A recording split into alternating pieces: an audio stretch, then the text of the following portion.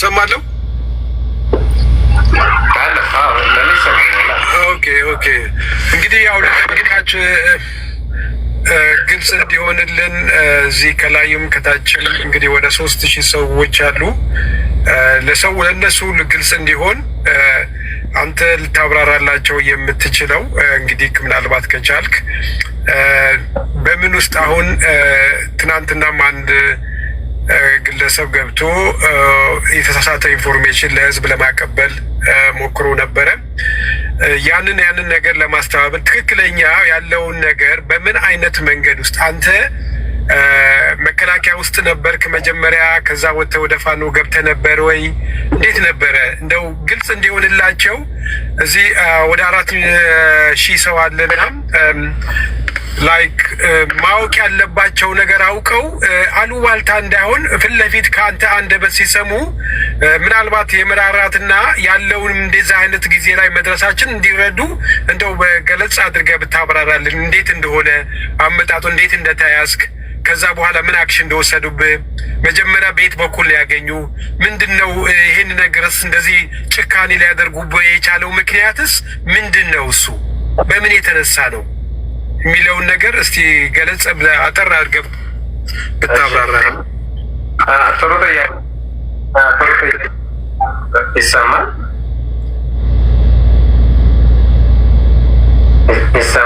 ትሰማለህ? ቀጥል። አዎ ትሰማለህ። መብረቁ ሚዩት እየሆንክ ነው የምትናገረው። መሰረታዊ የሆነ ጥያቄ ነው፣ ግን እሱ ላይ እኔ ተወልጄ ያደግኩበት አካባቢ ነው።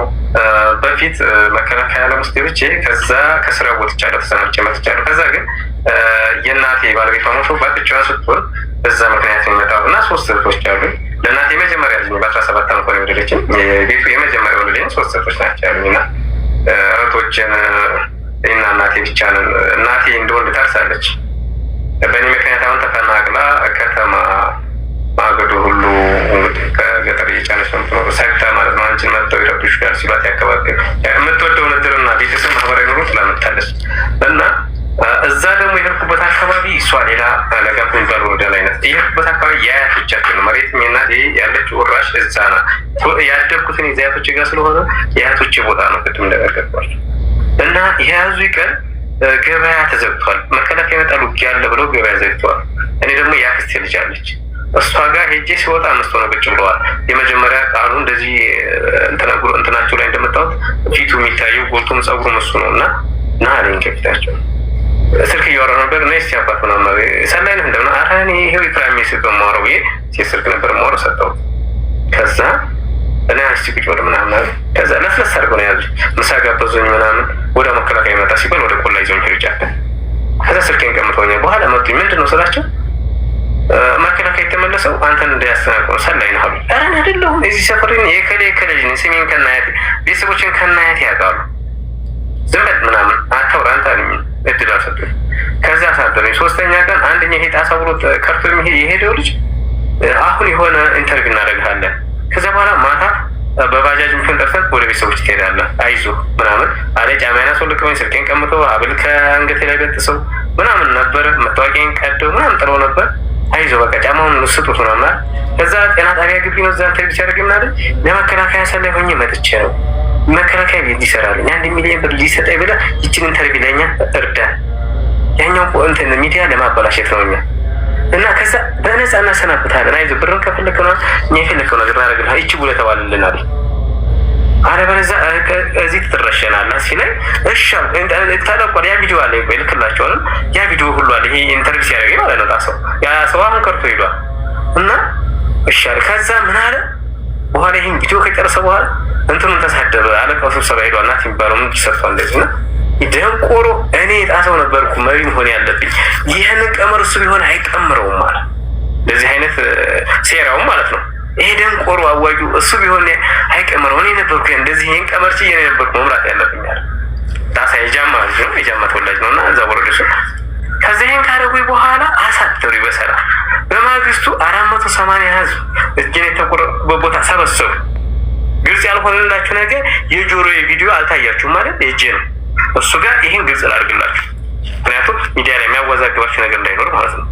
ከዛ ህዝብ ፊት ያቀረቡና ይሄ ባንዳ ነው አሉ። ለካ ጆሮዬን ማን ይሄ ያችን ኢንተርቪው ያደረገኝ ህዝቡ እንዴት እንደዚህ ያደርጋሉ? ህዝብ እያቀበላቸው በወር 500 ብር የጥይት መግዣ እዛ የራሳቸው ሊቀመንበር መርጠዋልና መንግስት ጋር ግብር አይከፍሉም፣ ማዳበሪያ አያወርዱም። ህዝቡ በፍራቻም በስምምነትም እዛ አድርጓል። ያም ብቻ አይደለም፣ ገንዘብ ሳይሆን ልጆቻቸውን ማሳልፈው የሰጡ ልጆች አሉ ከነሱ ጋር ያስታጠቁ ማለት ነው። ከዛ ህዝብ ሲሰርበኝ ነበር። አያሳዝኑም? እነዚህ አንተ ነፃ ለማውጣት ብለው እነዚህን በጥሩ ልታሳፍናቸው ልታስመታቸው ነበር። በእነሱ ነው ተላላኪ። አይ እሱማ ፈጣሪ በቃ ንጹህ ስለሆነ እጃቸው ላይ ጠላል። አንድ ሽማግሌ ማለት ነው ደሴ አግኝቼ ያን ሰውዬ ጉሮሮ ሆነ ከመኪና ላይ አውርጄ አሁን ለፖሊስ ላድርስ አልኩት ደሴ። ከዛ ስለው ኧረ እንደው በፈጠረ እንዲያው በልጅነት በጉብስና አለ ይሄን ያለኝ ሰውዬ ደሴ መጥቶ አንተ እኔ እንደዚህ ያስተርገ መተ ከተማ ሕክምና ትራንስፖርት ማትከለክል ማለት ባህሪ በቃ አሳይች ማላቆም ባህሪ እዛ ሰውዬ ላሳየኝ። ምክንያቱም ይችን ቃል ሲሰነዝርብኝ ነበር። ከቆረጠኝ ልጅ በላይ የሰውዬው ቃል ሰብሮኛል እና በቃ ሳያውቀው ፈረደብኝ። ከዛ በኋላ ይሄ ስለዚህ ይሄ ልጅ ይሄ ይገባዋል አሉና አንበረከኩና እህድ ፊት ጆሮዬን በቢላዋ ይኸው ቃሉ ነው እምድ ሲያደርገው ይዛ የሚባለው ቪዲዮ ይቀርጻል። አህመድ ጎራና የምትባል ልጅ አለች፣ ሌላ ተቆርስ። ይሄ ደግሞ ሸሪፎ የሚሉት አሁን ይሄ ራያ ላይ ከባድ መሳሪያ ደቅሞኝ ነበረው። እንግዲህ በመጥረቢያ የተገዘገዝኩ መሳሪያ ተደቅሞብኛል። ዙሪያውንም ተደቅኗል። ካሜራው ስለገባላችሁ ነው። እና የሚገርማችሁ እዛ ቪዲዮ ላይ እርግጠኛ ነኝ አላዳመጣችሁትም። የሆነ ድምፅ አለ። ቪዲዮውን ቃሉ ሲቆርጠኝ ከሌላ ዝቅ ብለህ የሚለው አለ። ቀስ ያለች ድምፅ በደንብ አዳምጣለሁ ወደፊቱ። ያ ማነው? ናትናኤል ነው ስለሺ እጅ የሰጠው። ውርጌሳ ሰሜን ወሎ ስብሰባ ሄዶ ነበርና ትእዛዝ እየሰጠብኝ ነው። አማራ እንትን መሪ ስለሆነ ማን አዋቂ ዝቅ ብለህ ቁረጥ ዝቅ የሚል አለ። ያቺ አጠገቡ ያለ ሰው እንዳይመስላችሁ በስልክ ነው እንደዛ የሚለው። በቪዲዮ እያሳዩ ነው የቆረጡት። አዋቂው በቪዲዮ እንደዚህ አሁን እንደምናወራው እንደናንተ በቪዲዮ ሌላ ቦታ ሆኖ ትእዛዝ እየሰጠ ነበር። ያችን ቪዲዮ በደንብ ብዙ ሰው ያዳመጣትም እርግጠኛ ነኝ። ከሌላ ቦታ ትእዛዝ በቪዲዮ ትእዛዝ እንደተሰጠመን ያችን በደንብ ቪዲዮዋን ተመልከቱ። ድምጿን ቀስ ያለ ድምፅ አለች፣ የስልክ ድምፅ እና ለእኔ ይዘው በአካል ስላለው ስለታየኝ ነው። በቪዲዮ እያሳዩኝ ነበር። ሰውየውን ፊቱ ራሱ ያየው እና ከዛ በኋላ እንዳይጠፋባችሁ ጆሮዬን ሲቆርጡ ቄስ ተነሳ። የሆነ ቄስ ስሙን አላውቅም ተነሳ። አይሆንም ምሪሴን 480 ህዝቡን ተነሳ በእኔ ላይ። አይሆን ፊታችን እንደዚህ አይነት አጸያፊ ነገር አታረጉም ሲል ቪዲዮ የሚቀርጹት የነበረውን ተውት። ግርግር ተፈጠረ። ያቺ የጆሮዬ ቪዲዮ ያላያችኋት ለዛ ነው። ከዛ በኋላ ምንድን ነው የተባለው? ከጠላችሁን ጫካችሁን ለቀን እንወጣላችኋለን ብሎ ህዝቡ እንግዲህ አይፈራቸውም። ህዝቡ ተላምዷቸዋል። ቤታቸው ያድራሉ፣ ያበሏቸዋል፣ ያጠጣቸዋል። ተላምዷል። ህዝቡ አይፈራም። ግን ተስማምተው እነሱ ጋር እየኖሩ ነው። ግን ህዝቡ አይፈራቸውም። አብረው እየኖሩ ነው። ያው አንድ ነው ማለት ህዝቡ ያው እየተዋጋ ነው። ጥይት አቀበለ ማለት አቤቱ አሳደረ ማለት ያው ነው። ከዛ በኋላ ህዝቡ ሲነሳ ቪዲዮውን ተውት፣ ቀረጻውን። ግርግር ተፈጠረ። አንድኛው ቤዛ ይባላል የሚኒሻ ምልስ ነው። የዛው ሀገር ልጅ ተወላጅ ነው። እነ ቤተሰቦቹ ወንድሞቹ እኔ ያለው እንግዲህ እሱ እንደዛ እያደረገ እንትን ብሎ እኔ እናቴ ያለችበት ሰፈር 15 ደቂቃ በእግር የሚያስሄድ መንገድ የእሱ ወንድም በሬ ገዝቶ ይሄዳል። ገበያ ጥንጫ የሚባል ገበያ ማለት ፈጣሪ ያግዘን። ሰውን አናርድም ማለት ነው። ራሱ ኃያል ነውና ጥላቻም አንማርም፣ አናስተምርም፣ አንማርም። ይሄ የውሸት ክስ ነው ለማለት ነው። ጠይቀሽ ለምን ጠይቀኝ? ዘሌዋውያን 24:16 ላይ ያለው ምንድን ነው የሚለው? ያው ዘሌዋውያን ሄደህ ገባህ። አዎ ያንተ እኮ እንጂ ነው። ሻምበው ምንድን ነው የሚለው? አይ ከተናገርሽው አንጻር ነው። እኛ አምላክን አገዘን ምናምን አለ። ዘሌዋውያን ብሉይ ኪዳን የተጻፈበትን መንገድ መጀመሪያ ማወቅ አለብህ። ምንድን ነው የተጻፈበትን መንገድ? የዘሌዋውያን እንደዚህ ብሎ ግደሉ ብሏል፣ እንደዚህ ብሏል የምትሉት ነገር ማለት ነው። የምትሉት አትበኝ። እኔ ነኝ አንቺ ጋር ማወራው እኔ ነኝ። ግን እዛ ጋር እያወራ ያለው ምንድን ነው? አንቺ ምንድን ነው ያልሽው? እኛ ለእምነታችን እንሞታለን እንጂ ለእምነታችን ብለን ሰው አንገልም፣ ሰው አናርድም ምናምን ብለሽ ይሄ እንትን ነው ፖለቲካ አይነት እንትን ሰርተሽ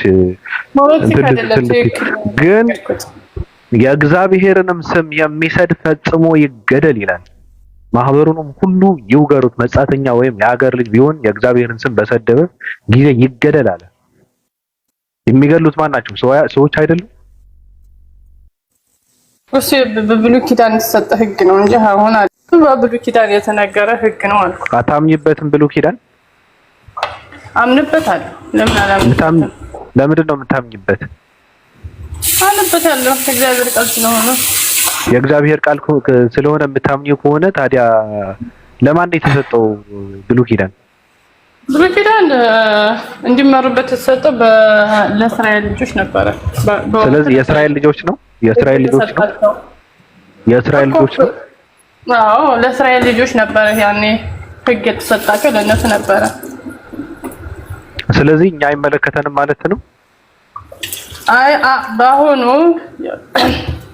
በአሁኑ ያለንበት አዲስ ኪዳን ነው።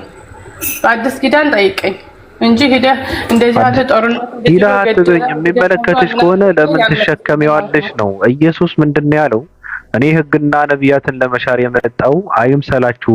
ምን ልታደርግ ነው ሲሉት ልፈጽም እንጂ ለመሻር አልመጣሁም አለ። ልፈጽም ማለት ላድርገው ማለት ነው። ልተገብረው ማለት ነው። ስለዚህ የእግዚአብሔርን ስም የሚሰድብ ይገደል የሚል ካለ በብሉይ ኪዳን ኢየሱስ እዚህ ጋር ምንድነው የሚለው? እኔ ህግና ነቢያትን ለመሻር የመጣው አይምሰላችሁ። ልፈጽም ካለ ልተገብረው ላደርገው ነው። እግዚአብሔርን የተሳደበ ካለ ኢየሱስም ራሱ ይገለዋል ማለት ነው። አዲስ ኪዳን መልእክቷ ከዚህ ነው የሚጀምረው። አዲስ ኪዳን የምትቀናው አዲስ ኪዳን ያለ ብሉይ ኪዳን ምንም ቀንታ እንደማትሄድ የሚያሳየው ቆይ ህግ ትእዛዝን የወቅት ትእዛዝ ምንድነው? ህግ ምንድነው የሚለውን መጀመሪያ ህግ የሚባሉት ወይ ነገር ነው። ህግ የሚባሉት ህግጋት የሚባሉት 10ቱ ህግጋቶች ናቸው። የእግዚአብሔር ህግጋት እነሱ ናቸው። አዎ ከዛ በኋላ ደግሞ ትእዛዝ አለ። ኢየሱስ ምን ብሎ ነው? እሺ ምን ብሎ ነው? ትእዛዝ አለ። ትእዛዝ አሁን የእግዚአብሔርን ቃል እግዚአብሔር የሚሳደብ ፈጽሞ ይገደል ትእዛዝ ነው የተሰጣቸው እኮ። ምን ብሎ ነው ያለው? እናንብበው። በቃ እናንብበው እኮ እናንብበው። ኢየሱስ ምን አለ? እኔ ህግና ነቢያትን ለመሻር የመጣው አይምሰላችሁ፣ ልፈጽም እንጂ ለመሻር አልመጣሁም አለ። ያብራራዋል። ልብ ብላችሁ አዳምጡ። እውነት እውነት እላችኋለሁ ሰማይና ምድር እስኪያልፍ ድረስ ከህግ አንዲት የውጣ ወይም አንዲት ነጥብ ከቶ አታልፍም አለ፣ ሁሉ እስኪፈጸም ድረስ አለ። እንግዲህ ከነዚህ ከሁሉ ካነሱት ትእዛዛት አንዲቱን የሚሽር ለሰውም እንዲሁ የሚያስተምር ማንም ሰው ከመንግስተ ሰማያት ከሁሉ ታናሽ ይባላል። የሚያደርግ ግን የሚያስተምርም ማንም ቢሆን እርሱ በመንግስተ ሰማያት ታላቅ ይባላል አለ።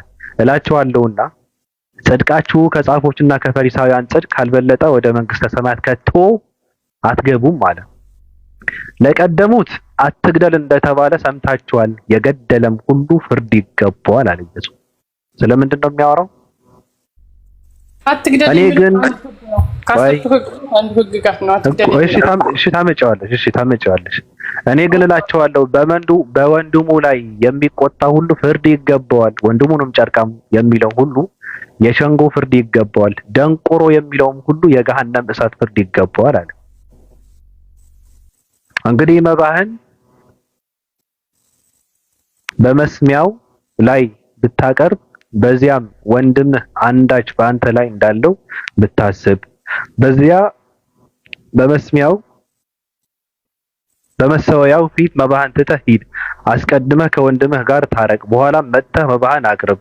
አብረኸው በመንገድ ሳለህ ከባላጋራህ ጋር ፈጥነህ ተስማማ። ባላጋራ ለዳኛ እንዳይሰጥ ዳኛም ለሌላው ወደ ወህኒም ትጠላለህ። እውነት እላለሁ የመጨረሻዋን ሳንቲም እስክትከፍል ድረስ ከቶ ከዚህ አትወጣም።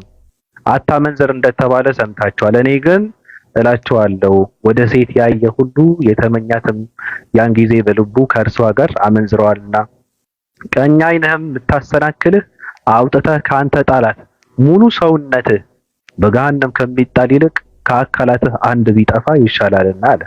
በነገራችን ላይ ያመነ የተጠመቀ ይድናል የሚለውን የሚያፈርስ ጥቅስ ነው ይሄ ራሱ። ለምን የሰው ልጅ ገሃነም እሳት የሚወረወረው በሚሰራው ኃጢአት እንደሆነ ያብራራል እዚህ ጋር። እኛ የዳነው እኛ የምንጸድቀው እኛ መንግስተ ሰማያትን የምንወርሰው በማመንና በመጠመቅ ነው ብሎ ማለት በጣም ስህተት እንደሆነ የሚያሳይ ጥቅስ ነው። ለምን